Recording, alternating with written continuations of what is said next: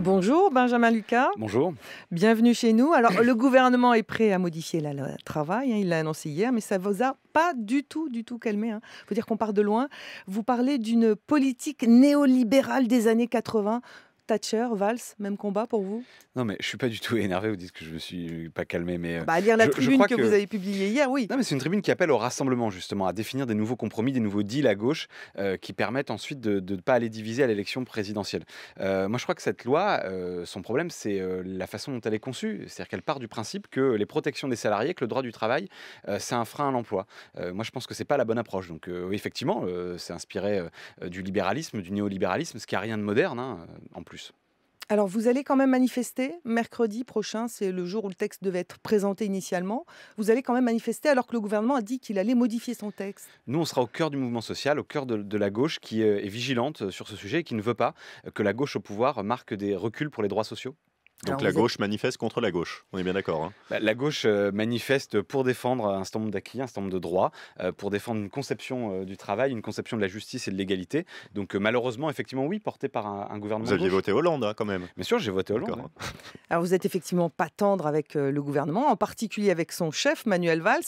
Je lis ce que vous avez écrit, hein. Il est urgent de stopper la dérive libérale, la surenchère sécuritaire et identitaire. Ouch. Ça s'adresse à Manuel Valls. Vous l'aimez pas du tout, hein. J'ai aucun problème de personne, je fais pas le procès des personnes. Et s'il y avait que Manuel Valls, on n'aurait pas ce sujet-là. C'est un vrai débat aujourd'hui à gauche que la question de la place de l'égalité par rapport à la question de l'identité qui est posée. Et donc je pense qu'il faut effectivement remettre l'égalité, la lutte contre la pauvreté, la lutte contre les discriminations au cœur de notre action, plutôt que de perdre notre temps avec des débats identitaires comme c'était le cas sur la déchéance de nationalité. Oui, ça c'est aussi un autre débat qui vous a vraiment heurté. Alors, en refusant ces évolutions sur le marché du travail, est-ce que vous ne faites pas partie de la gauche archaïque que dénonce le Premier ministre? C'est un vieux débat qui est très archaïque lui-même. Je ne sais pas si c'est moderne de remettre en cause la réduction du temps de travail qui a créé des emplois et qui a permis de mieux vivre. Je ne sais pas si c'est moderne de dire que les protections des salariés, c'est aujourd'hui un frein. Je ne sais pas si c'est moderne de faire ce que proposaient les libéraux dans les années 80. Si Moi, ça je crois permet que- de libéraliser le marché du Non, travail, d'ouvrir mais la aujourd'hui- porte à certains qui n'ont pas de travail. Aujourd'hui, s'il y a du chômage, c'est pas parce qu'on ne peut pas licencier assez facilement, c'est parce que les carnets de commandes sont vides. Et donc, il faut d'abord relancer l'activité. Non, ce qui est moderne, je crois, c'est de protéger les salariés des nouvelles souffrances, c'est de partager le travail pour travailler mieux, moins et tous. Et c'est aussi relancer l'emploi par la consommation. Alors en quoi est-ce que ça vous touche, vous, les jeunes, ces mesures dans la loi El Khomri? D'abord, il y a beaucoup de jeunes qui sont salariés. Les jeunes, c'est un tiers des salariés payés au SMIC.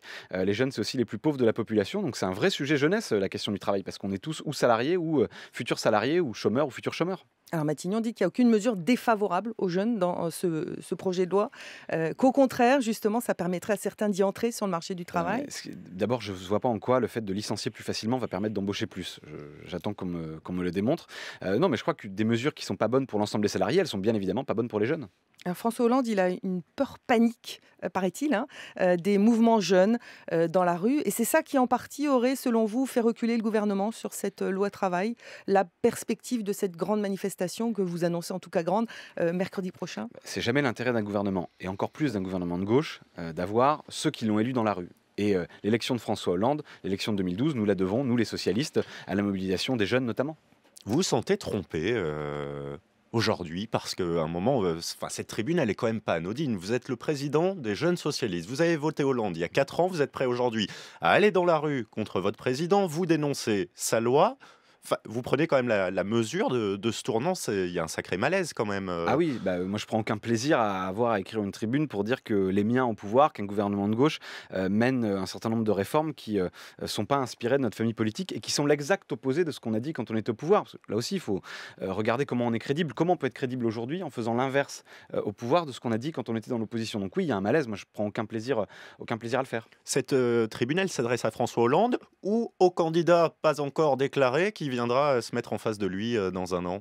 Elle s'adresse à toutes les hommes et les femmes de gauche qui veulent qu'on puisse encore rassembler la gauche pour gagner l'élection présidentielle. Et donc pour la rassembler, eh bien, il faut Et il y en a? être capable de passer des compromis, parce que la gauche a toujours été une histoire d'opinions différentes, de conceptions différentes de la société, mais qui arrivait à se mettre d'accord sur un certain nombre de valeurs communes. Mhm. Vous, Benjamin Lucas, vous avez 25 ans. Vous Oui. êtes, vous m'arrêtez si je me trompe, étudiant en droit à Amiens. Et vous avez fait vos premières armes il y a 10 ans. C'était contre le CPE de Dominique Villepin, qui avait dû retirer son texte justement sous la pression de la rue et notamment les manifestations jeunes. Vous espérez obtenir le même résultat aujourd'hui?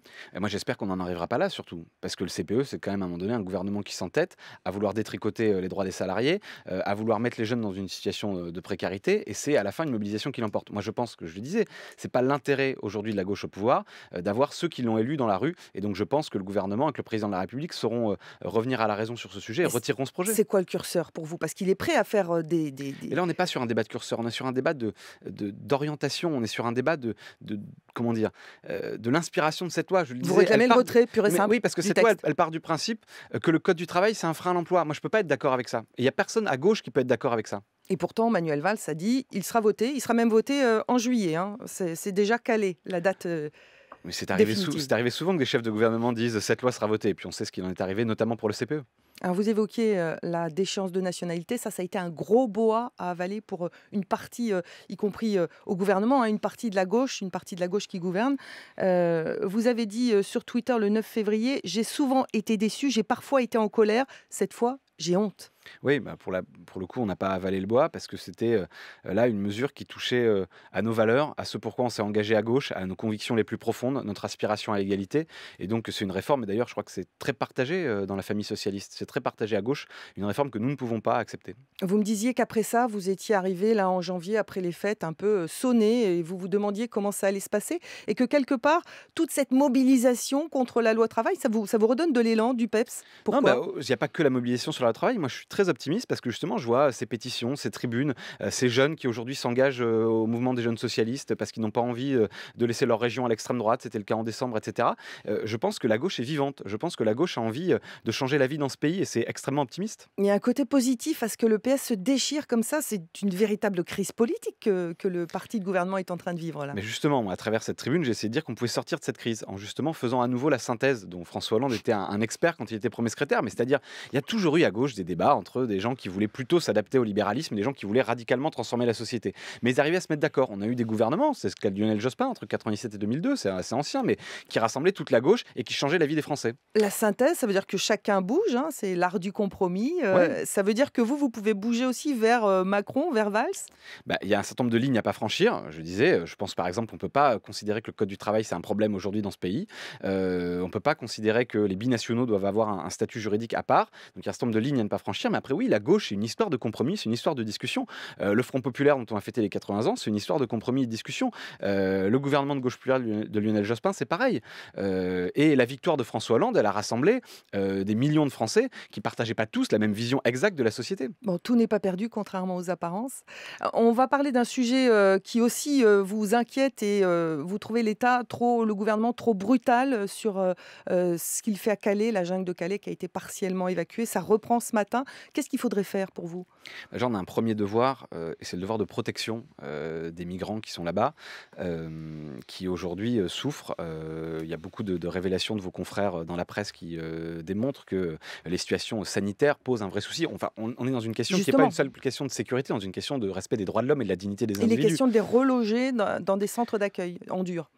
Oui, c'est très bien si on les rejoint dans des centres d'accueil en dur. Ce qu'il faut là, c'est traiter le problème. Il y a aussi un sujet quand même international où on fait le garde-frontière de l'Angleterre aujourd'hui et où c'est pas acceptable.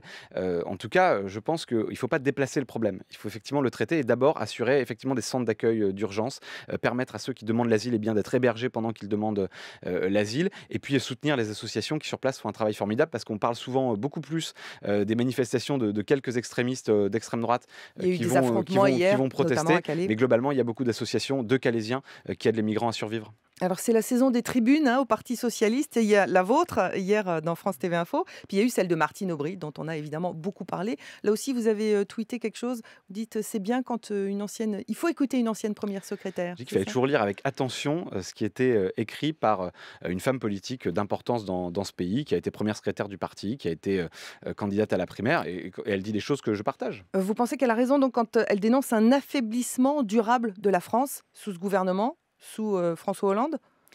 Moi, je pense en tout cas qu'on a affaibli notre parole politique dans cette séquence, parce que justement, on fait des choses qu'on n'avait pas annoncées quand on était dans l'opposition et même qu'on avait combattues. Et donc, pour restaurer la parole politique et empêcher, je dis une fois, l'enjeu quand même à la fin, c'est que le Front National ou la droite ne reviennent pas ou ne viennent pas au pouvoir dans ce pays. Donc, on a besoin d'une parole politique de gauche assumée, forte et qui montre qu'on peut changer la vie. Et en plus, vous savez quoi, on sait le faire.